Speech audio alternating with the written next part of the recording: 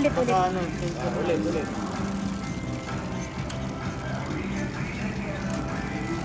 May pang cross chain din siya. Ang ganda. Ganda rin ang tunog.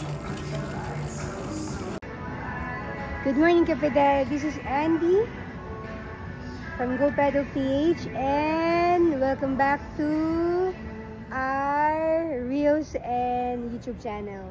So this is a new arrival from Go Pedal PH. This is Java Ribale R2.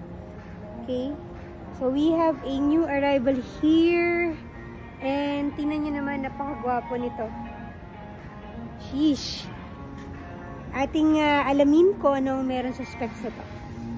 So here's a quick look for the Java Ribale ER9.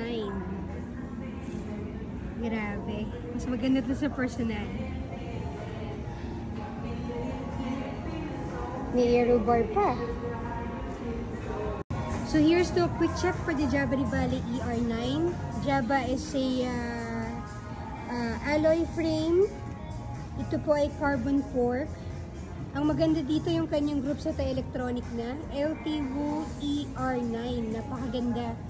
Hydraulic brake na po siya. The tires is Kenda. This is 700 by 28C. Maximum tire clearance is up to 32. Okay, ang maganda dito, meron na siyang kasamang aero bar. And meron na siyang electronic shifter here as well. Napakagwapo.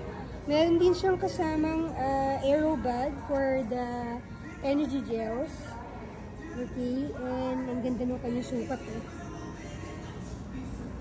Integrated. Tagong-tago po yung mga kable except for this one. And ang maganda dito, ito ay aero road bike na. Okay.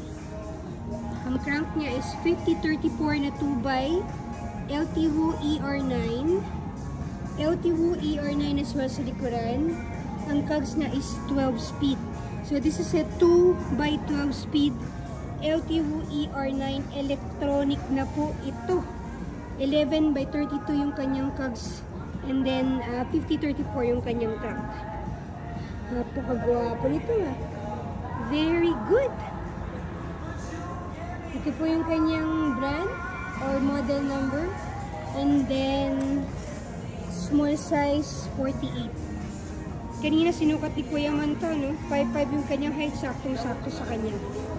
So, sa mga nagtatanong kung magkano po ito, this is only 60,000 pesos. Naka-aero road bike and triathlon bike ka na for only 60,000 pesos. And the weight is only 11 kilograms.